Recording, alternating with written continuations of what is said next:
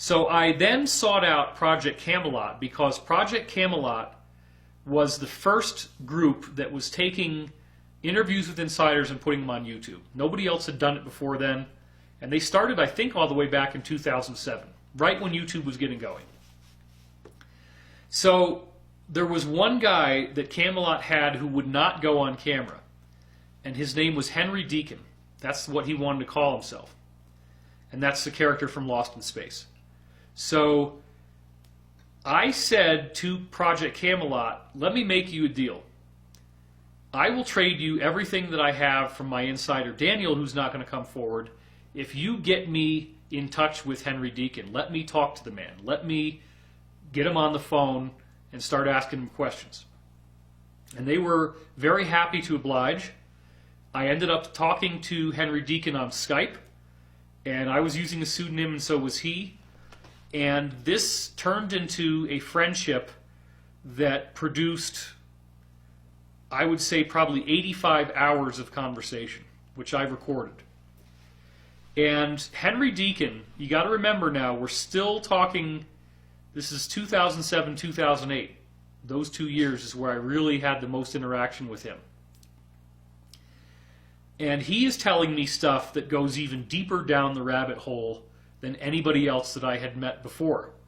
Henry Deacon claimed that he would go to work at a military base, which I'm not going to name. He's asked me not to. It's in the UK. It's in Britain. And if I named it, you probably would know what it was, or you could look it up. It's one of the big ones. And what he would do is he would drive in. You have to go through security checkpoints. You have armed guards with machine guns. And you park in the parking lot. You walk into a building. You go down an elevator. There's all these checkpoints all along the way. And then what he said was that there was this thing he called the corridor. At the beginning of the corridor, you have a desk. And there are military people there, and they have to interview you, and you have to have a normal conversation with them.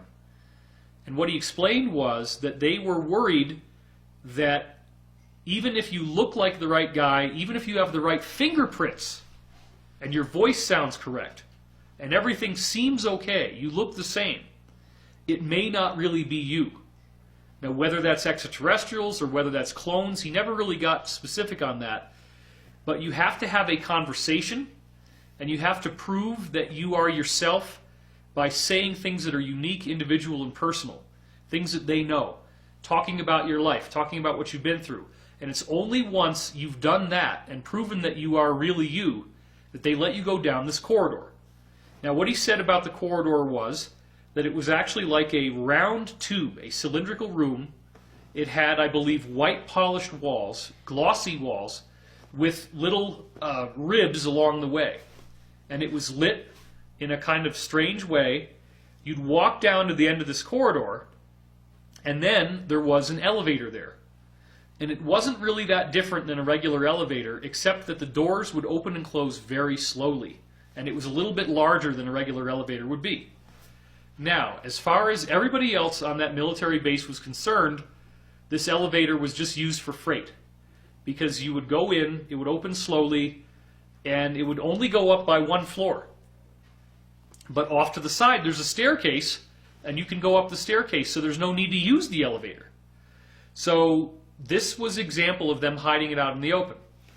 When Henry Deacon would go in there, however, he had a particular badge that this elevator would scan, and the badge would tell the elevator where he needed to go. And then he had an ordinary key on an ordinary key ring. And you would put the key into a lock that was on the elevator on the inside. There was a panel with just a lock in it. So the only other thing you have is the up and the down button, and that's it. So you got the up and down button for one floor, and then you got this keyhole. So he would stick his key into the keyhole, he would twist it, the doors would close very slowly, and then he said that it was, in some cases, almost imperceptible, but you'd have this feeling sort of like you got a static electric shock. Your whole body would, just like that. Very, very subtle. The doors open, and now he's on Mars. And when he would come out of the doors, he would walk through an atrium area and there would be this bullet train type of thing. And this bullet train would travel through tubes that were similar to what the corridor looked like. Some of these tubes were underground, but in other cases, the tube was actually visible with glass or some material like glass, and you would be zipping at a very high speed past Martian terrain. And he said it looked a lot like Sedona or the Grand Canyon. A lot of the rocks were red. He said it was gorgeous. It was incredibly beautiful. So he would take this bullet train ride, and he would end up going to this large base that was on Mars. Now, apparently, NASA is going to scrub images of this base out of their photographs that they take of Mars. Apparently, this area could be above the ground, and also some of it is definitely underground. And it appears also that there is some sort of cloaking device where they can project a hologram, so it looks like it's just regular Earth terrain or Mars terrain if you're flying overhead for whatever reason. Now, this is where the story got really bizarre, because what he said was that he was working at this base that had 200,000 personnel. Well, what do you mean by personnel? Because he kind of had a very leading way of saying it. He said only 10,000 of the personnel were born on Earth. Now, I'm hearing this stuff, again, 2007, fully 7 or 8 years before Corey Goode showed up and talked about having worked on Mars. Now, there's so much stuff that he told me, and a lot of it I still haven't really used because it's so complicated. But let's get into some of the details now. His job was working on repairing certain types of advanced equipment that were being used on this base, and it was a fairly common type of equipment, I guess. One of the things that was really controversial was that at one point he told Kerry that he was working for a program called Solar Warden, which ends up being the same program that Corey Goode described later on. But then he was so paranoid about that information getting out that he denied saying it. And Kerry Cassidy was very upset about that because he clearly had. At the time, nobody else had mentioned Solar Warden before, so this was just another detail. Apparently, the UFO hacker Gary McKinnon had mentioned it because he had seen it in some of the documents he saw in NASA when he hacked the NASA computers.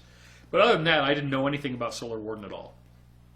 In 2018, President Trump announced the development of Space Force, the sixth branch of the U.S. military. To establish a Space Force. The President and the American public were completely unaware that it already existed.